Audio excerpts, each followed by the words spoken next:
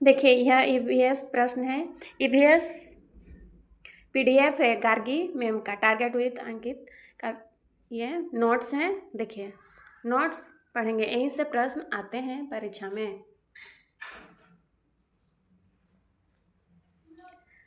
देखिए यह अपने गड्ढे के जाल में कीड़े, मेंढक और चूहों को फंसाता है। इसकी घड़े के समान दिखाए देने वाली संरचना वास्तव में उसकी पत्ती का रूपांतरित भाग कीड़े को आकर्षित करने के लिए यह अच्छी गंध पैदा करता है। आमतौर पर यह इंडोनेशिया, ऑस्ट्रेलिया और भारत के मेघालय में पाया जाता है। क्लोरोफिल की उपस्थिति के कारण पौधा प्रकाश संश्लेषण करने में सक्षम है, लेकिन नाइट्रोजन की कमी को दूर करने के लिए कीड़े खाते हैं।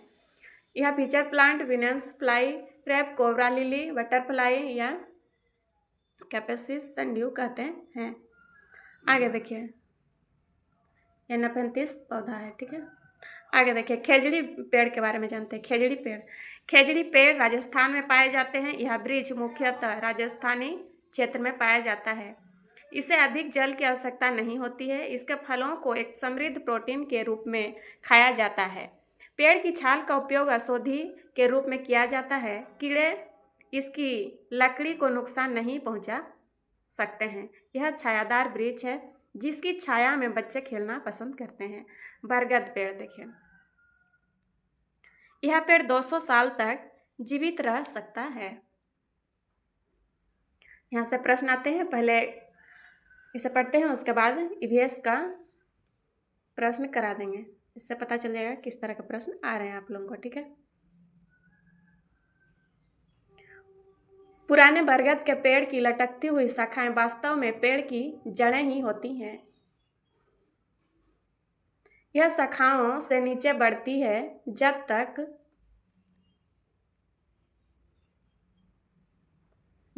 कि वह जमीन तक नहीं पहुंच जाती। जड़ें खंभे की तरह होती हैं जो पेड़ को मजबूत सहारा देती है।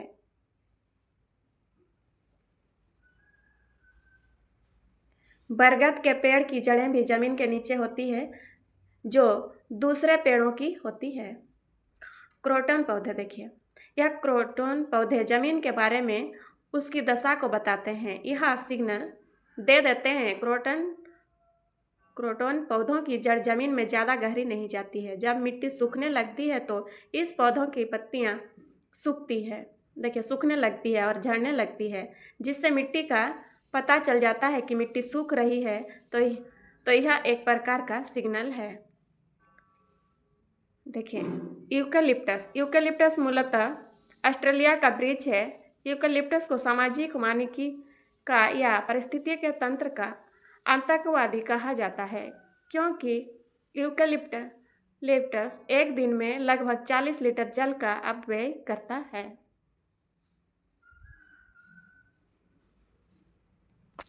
कल्पना चावला देखिए, यहाँ से प्रश्न आते हैं कल्पना चावला के बारे में। सुनीता विलियम्स,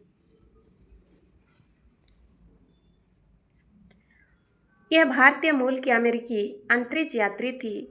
ये भारत की पहली महिला अंतरिक्ष यात्री थी। इनका जन्म 17 मार्च 1962 करनाल, हरियाणा में हुआ था। कल्पना चावला ने नासा के एम्स अनुसंधान केंद्र एम्स रिसर्च सेंटर से अपने व्यावसायिक जीवन की शुरुआत की। 1995 में यह नासा के अंतरिक्ष यात्री कोर में शामिल हुई। 19 नवंबर 1997 से उनके पहले अंतरिक्ष मिशन की शुरुआत हुई, जिसमें वे कोलंबिया अंतरिक्ष यान STS-87 के 6 सदस्यीय दल का हिस्सा बनी। इस दौरान उन्होंने 15 दिन 12 घंटे अंतरिक्ष में बिताए। 16 जनवरी 2003 को उन्होंने दूसरे अंतरिक्ष अभियान के लिए अंतरिक्ष यान कोलंबिया STS-107 में से उड़ान भरी, जो 1 फरवरी 2003 को धरती पर वापस लौटते समय पृथ्वी के वायुमंडल में प्रवेश करते ही जलकर नष्ट हो गया एवं इसमें सवार भी अंतरिक्ष यात्रियों की मृत्यु हो गई। सुनीता विलियम्स के बारे में देखिए, ये अंतरिक्ष में जाने वाली भारतीय मूल की दूसरी महिला हैं। ये 360 किलोमीटर दूर स्पेस में गई थी। इनका संबंध गुजरात के अहमदाबाद शहर से है। इन्होंने 195 दिन तक अंतरिक्ष में रहने का विश्व रिकॉर्ड स्थापित किया। जून 1998 में अमेरिकी अंतरिक्ष एजेंसी नासा में चयन हुआ। 2008 में इन्हें विज्ञान एवं अभियांत्रिकी क्षेत्र में भारत सरकार द्वारा पद्म विभूषण से सम्मानित किया गया। 6 अप्रैल 2007 को अंतरिक्ष में मैराथन दौड़कर ऐसा करने वाली विश्व की पहली महिला बनी सुनीता विलियम्स। अब आगे देखिए, वहाँ एक जगह बैठ नहीं पाते थे, एक जगह से दूसरी जगह तैरते रहते थे। पानी भी नहीं रुकता था, बुलबुले बन के फ्लोट करता था। चेहरा या हाथ धोने के लिए बबल पकड़ना पड़ता था और कागज गीला करना पड़ता था। वह कंघी करने की आवश्यकता नहीं थी क्योंकि बाल हमेशा खड़े रहते थे। अंतरिक्ष में बाल हमेशा खड़े रहते थे। वहाँ टहल नहीं सकते थे और फ्लोट करने की आदत हो गई थी। एक जगह रुकने के लिए खुद को बांधना पड़ता था। नील आर्मस्ट्रॉन्ग चांद पर उतरने वाले प्रथम व्यक्ति थे। वे चांद पर 1969 में गए थे।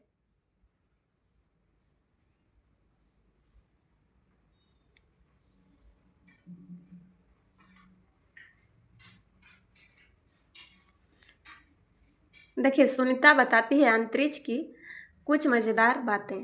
हम एक जगह टिक कर तो बैठ ही नहीं सकते थे। यान में एक जगह दूसरी जगह तैरते हुए पहुंचते। पानी भी एक जगह टिका नहीं रहता, वह बुलबुलों की तरह इधर उधर उड़ता फिरता। पता है, हाथ मुंह धोने के लिए हम तैरते, बुलबुलों को पकड़कर कपड़ा गीला करते और हाथ मुंह साफ करते। वहाँ खाना भी अजब तरीके से खाना पड़ता था। सबसे ज़्यादा मज़ा तब आता था जब हम सभी उड़ते हुए खाने वाले कमरे में जाते और उड़ते हुए खाने के पैकेटों को पकड़ते। अंतरिक्ष में मुझे कंघी करने की ज़रूरत ही नहीं पड़ती थी। सुनीता विलियम्स कहती है, अंतरिक्ष में मुझे कंघी करने की ज़रूरत ही नहीं पड़ती थी। बाल हमेशा खड़े ही रहते। चल ना पाना, हर समय तैरते रहना और हर समय अलग तरीके से करना, यह सब करने की आदत डालना आसान नहीं था। एक जगह टिक कर काम करना हो तो अपने आप को बेल्ट से बांधो। कागज को भी ऐसे नहीं छोड़ सकते, उसे भी दीवार में बांध कर रखो। अंतरिक्ष में रहना बहुत ही मज़ेदार था, लेकिन मुश्किल भी।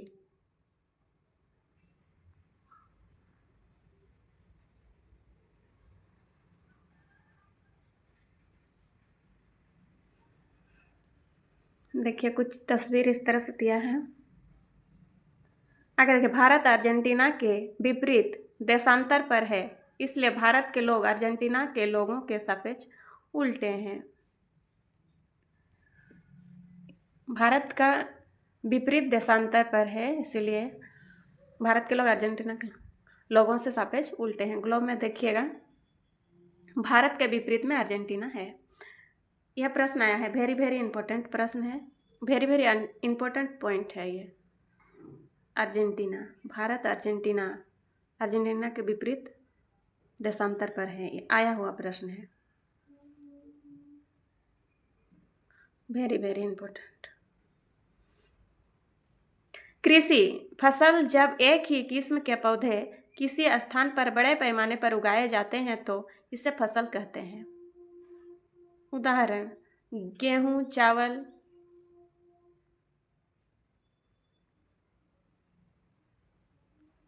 देखिए, फसलों के प्रकार। फसलों को 3 वर्गों में बांटा गया है ऋतु के आधार पर। खरीफ फसल मानसून या वर्षा काल की फसल, बुआई जून जुलाई में की जाती है। जून जुलाई में बुआई की जाती है खरीफ फसल। कटाई की जाती है सितंबर अक्टूबर। उदाहरण देखिए, धान, ज्वार, बाजरा, मक्का, कपास, मूंगफली, तंबाकू, गन्ना, सोयाबीन, मूंग, तिल, जूट, अरहर। ये क्या है? खरीफ फसल है, ये खरीफ फसल है। रबी फसल देखिए, शीतकालीन फसल। बुआई अक्टूबर नवंबर में की जाती है, कटाई मार्च अप्रैल में की जाती है। उदाहरण, गेहूँ, जौ, चना, मटर, आलू, राई, सरसों, मसूर। जायद फसल देखिए, जायद फसल ग्रीष्म ऋतु की फसल भी इसे कहते हैं। बुआई की जाती है मार्च अप्रैल में, कटाई की जाती है मई जून में। उदाहरण, तरबूज, खरबूज, खीरा, ककड़ी, भिंडी, टमाटर, मिर्च, कद्दू। ये जायद फसल है। कृषि पद्धति, फसल उगाने के लिए किसान जो क्रियाकलाप करता है उसे कृषि पद्धतियाँ कहते हैं। कृषि पद्धतियाँ के चरण: मिट्टी तैयार करना। मिट्टी तैयार करना यह आया हुआ है, वेरी वेरी इंपॉर्टेंट है point, very very important point है। कृषि पद्धतियाँ के चरण, ये आगे पीछे कर देता है और इसी को सही करना रहता है, ठीक है, ऑप्शन देता है, आप इसे सही कीजिए। मिट्टी तैयार करना, पहले मिट्टी तैयार करेंगे, फिर बुआई करेंगे, खाद उद पर रख देना, फिर उसके बाद सिंचाई, उसके बाद खरपतवार जब उग जाते हैं तो इसे खरपतवार से सुरक्षा करेंगे। खरपतवार किसे कहते हैं ये देखिए, खरपतवार जो जैसे धान लगाए हैं, धान वहाँ पर लगाए हैं और धान के अलावा अगर कुछ उसमें पौधा निकल आया है तो वह खरपतवार है। समझ गए? आगे देखिए,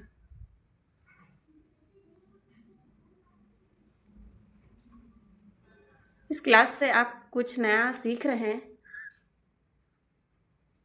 नई जानकारी मिल रही है तो आप लाइक और सब्सक्राइब ज़रूर करें। कैसा लगा यह क्लास, कैसा लगा कमेंट बॉक्स में बताएं। देखिए, मिट्टी तैयार करना, मिट्टी तैयार करना, मिट्टी तैयार करना, फसल उगाने से पहले मिट्टी तैयार करना चरण है। मिट्टी तैयार करने के लाभ, मिट्टी तैयार करने के लाभ: अंकुरण आसानी से होता है, वायु आसानी से मिट्टी में प्रवेश करेगी, नर्म मिट्टी में पौधों की जड़ें आसानी से फैल सकती है, लाभदायक सूक्ष्म जीवों में वृद्धि होती है, खाद व उर्वरक आसानी से मिल जाते हैं, पोषक तत्व पलट कर ऊपर आ जाते हैं। जुताई, मिट्टी को उलटने, देखिए पलटने एवं पोला करने की प्रक्रिया जुताई कहलाती है। जुताई, देखिए मिट्टी को पलटने एवं पोला करने की प्रक्रिया जुताई कहलाती है। कृषि औजार: हल, कुदाली एवं कल्टीवेटर आदि। हल देखिए, यह हल कर रहा है, देखे होंगे, देखिए 2 हल और पीछे किसान है। हल कृषि कार्य के लिए हल महत्वपूर्ण औजार है। इससे खेत में जुताई, खाद या उर्वरक मिलाने, खरपतवार निकालने एवं मिट्टी खुरचने के लिए किया जाता है। यह लकड़ी का बना होता है, यह लकड़ी का बना होता है जिसे बैलों की जोड़ी अथवा ऊंट घोड़े की सहायता से खींचा जाता है। इसमें लोहे की मजबूत तिकोनी पत्ती होती है जिसे फाल कहते हैं। हल का मुख्य भाग लंबी लकड़ी का बना होता है जिसे हल शेफ्ट कहते हैं। देखिए चित्र दिया है,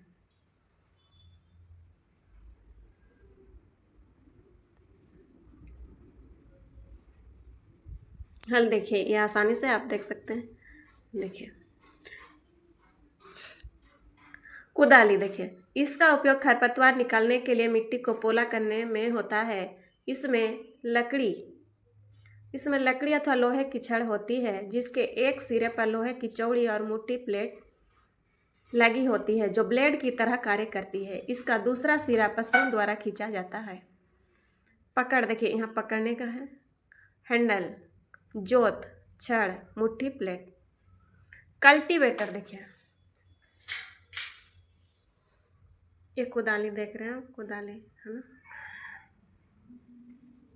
कल्टीवेटर, देखिए कल्टीवेटर जुताई का आधुनिक औजार है। आजकल जुताई ट्रैक्टर द्वारा संचालित कल्टीवेटर से की जाती है। इससे समय व शक्ति दोनों की बचत होती है।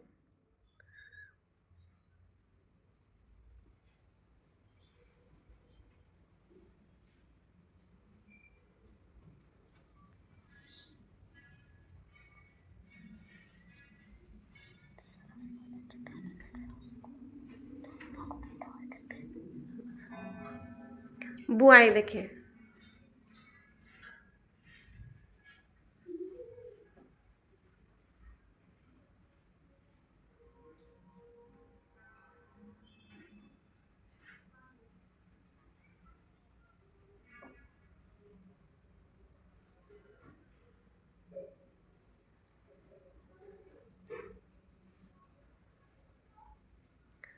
कल्टीवेटर जुताई का आधुनिक औजार है। आजकल जुताई ट्रैक्टर द्वारा संचालित कल्टीवेटर से की जाती है। इससे समय व शक्ति दोनों की बचत होती है। बुआई। बुआई फसल उत्पादन का सबसे महत्वपूर्ण चरण है। फसल को बोने से पहले अच्छी गुणवत्ता वाले साफ व स्वस्थ बीजों का चयन किया जाता है। बीज बोने के औजार। परंपरागत औजार। Seed drill. परंपरागत औजार परंपरागत रूप से बीजों की बुआई में इस्तेमाल किया जाने वाला औजार। कीप के आकार का होता है। बीजों को कीप के अंदर डालने पर यह 2 या 3 नुकीले सिरे वाले पाइपों से गुजरता है।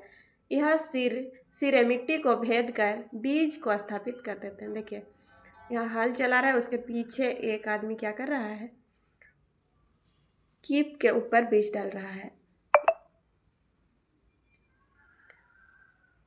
कीप के ऊपर बीज डाल रहा है।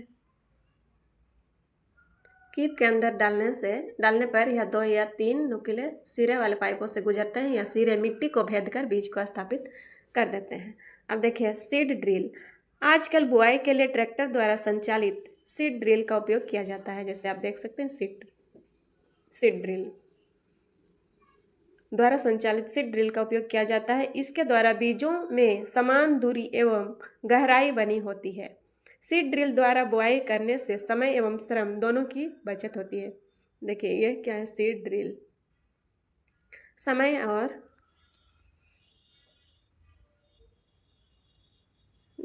एवं श्रम दोनों की बचत होती है। श्रम यानी कि मेहनत।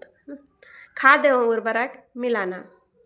वह पदार्थ जिन्हें मिट्टी में पोषक स्तर बनाए रखने के लिए मिलाया जाता है उन्हें खाद एवं उर्वरक कहते हैं। खाद आमतौर पर हमें गोबर, मानव अपशिष्ट और पौधों के अवशेष के विघटन से प्राप्त होता है, जबकि उर्वरक फैक्ट्रियों में तैयार किए जाते हैं।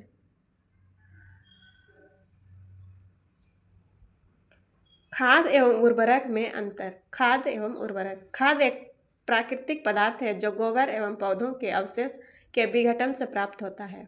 उर्वरक एक मानव निर्मित लवण है। खाद खेतों में बनाई जाती है। उर्वरक का उत्पादन फैक्ट्रियों में होता है। खाद से मिट्टी को ह्यूमस प्रचुर मात्रा में प्राप्त है। उर्वरक से मिट्टी को ह्यूमस प्राप्त नहीं होती है।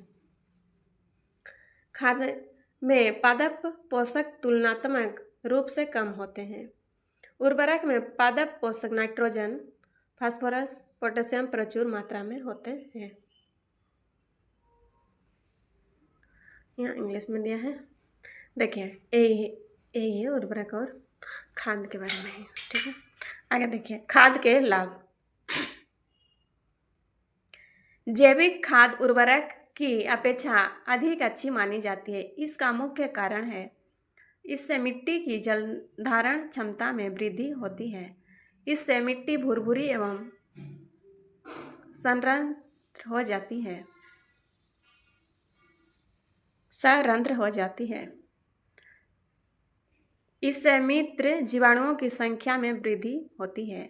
इस जैविक खाद से मिट्टी का गठन सुधर जाता है। सिंचाई देखिए, निश्चित अंतराल पर खेत में जल देना सिंचाई कहलाता है। निश्चित अंतराल में स्वस्थ फसल वृद्धि के लिए मिट्टी की नमी को बनाए रखने के लिए खेत में नियमित रूप से जल देना आवश्यक है।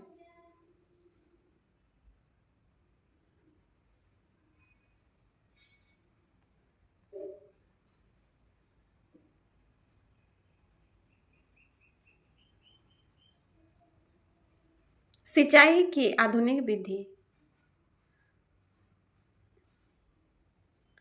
ये देखा पुरानी विधि है, पहले इस तरह से किया जाता था। यहाँ पर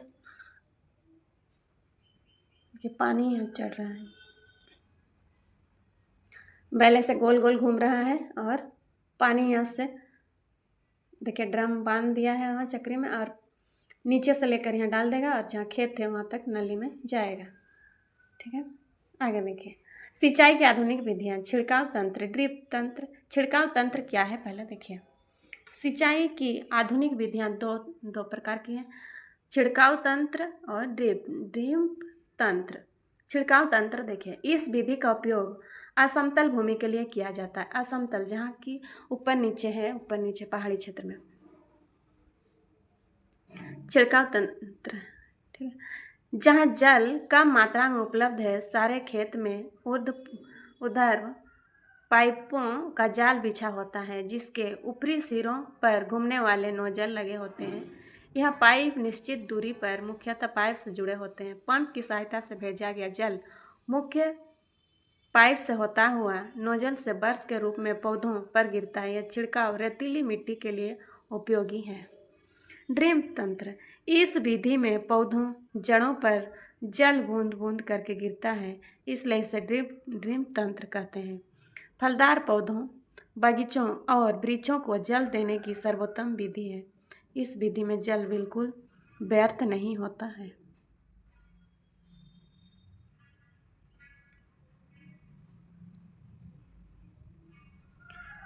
सतही सिंचाई एक ऐसी विधि है जिसमें गुरुत्वाकर्षण द्वारा पानी को मिट्टी की सतह पर वितरित किया जाता है। यह दुनिया भर में सिंचाई का सबसे आम रूप है।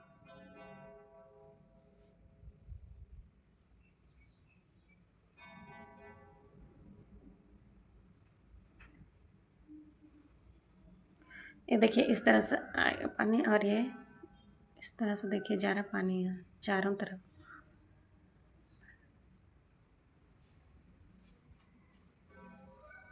आगे देखिए, खरपतवार से सुरक्षा। खेत में कई अन्य अवांछित पौधे प्राकृतिक रूप से फसल के साथ उगाते हैं। इन अवांछित पौधों को खरपतवार कहते हैं। खरपतवार हटाने को निराई कहते हैं। क्या कहते हैं? निराई।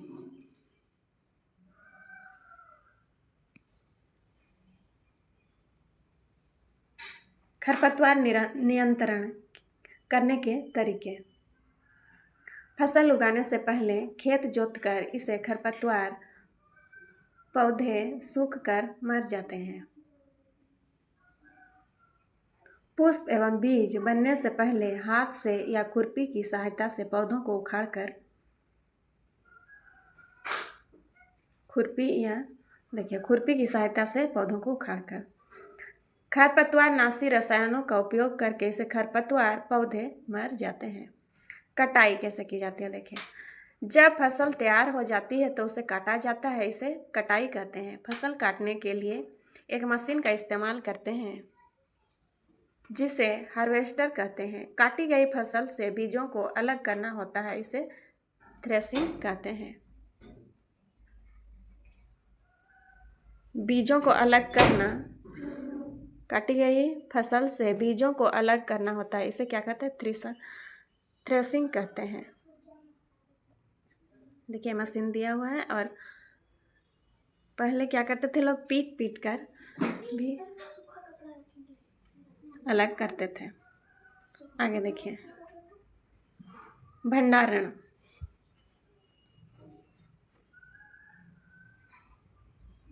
ये वेरी इंपॉर्टेंट प्रश्न, थ्रेसिंग शब्द आया हुआ है प्रीवियस ईयर में, इसलिए इसे ध्यान से पढ़ेंगे। ध्यान से इसे पढ़िए। थ्रेसिंग। भंडारण, फसल की प्राप्ति होने के बाद उसे सुरक्षित रख दिया जाता है, जिसे हम भंडारण कहते हैं। भंडारण से हमें चूहे और कीटों से फसल की सुरक्षा करनी पड़ती है ताकि उसको खाने के लिए बचाया जा सके। पोषण, न्यूट्रिशन। देखिए, सजीवों को जीने के लिए भोजन की आवश्यकता होती है, जिनमें वृद्धि और विकास होता है। सजीवों को जीवित रहने तथा कार्य करने के लिए ऊर्जा की आवश्यकता होती है। सजीव ऊर्जा की प्राप्ति भोजन से करते हैं। ये भोजन देखिए, वह खाद्य पदार्थ जो ऊर्जा प्रदान करता है। स्वपोषी किसे कहते हैं? देखिए, स्वपोषी जो स्वयं अपना भोजन बनाते हैं, जैसे पौधे। स्वपोषी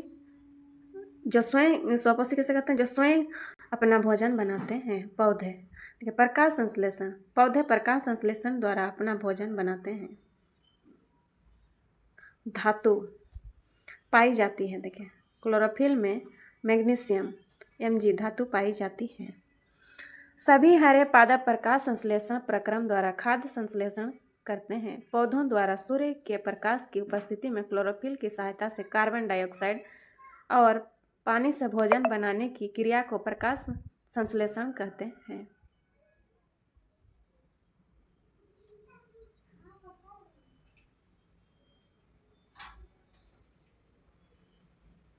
प्रकाश संश्लेषण सभी हरे पौधे में होता है और इस क्रिया के लिए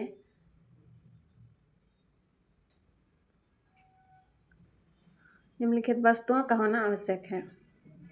देखिए, कार्बन डाइऑक्साइड, जल, सूर्य का प्रकाश, पर्ण हरित, क्लोरोफिल, खनिज आदि प्रकाश संश्लेषण के लिए उचित तापमान 25 डिग्री सेल्सियस से 37 डिग्री सेल्सियस तक की आवश्यकता भी होती है। प्रकाश संश्लेषण की क्रिया सबसे तेज लाल रंग में होती है। प्रकाश संश्लेषण की क्रिया सबसे कम बैंगनी रंग में होती है। पौधों को उत्पादक कहा जाता है, उत्पादक कहा जाता है, उत्पादक, इसे ध्यान रखेंगे, ये शब्द आता है, ठीक है। उत्पादक, उत्पादक, पौधों को उत्पादक कहा जाता है। श्वसन के समय पौधे O2 का प्रयोग करते हैं। प्लांट, देखिए, श्वसन 24 घंटे होने वाली प्रक्रिया है। प्रकाश संश्लेषण केवल दिन में होता है। आज का क्लास यहाँ तक करते हैं। यह वीडियो कैसा लगा, यह क्लास कैसा लगा, कमेंट बॉक्स में ज़रूर बताएं और इस तरह का क्लास पाने के लिए लाइक और सब्सक्राइब ज़रूर करें। यह देखने के लिए धन्यवाद।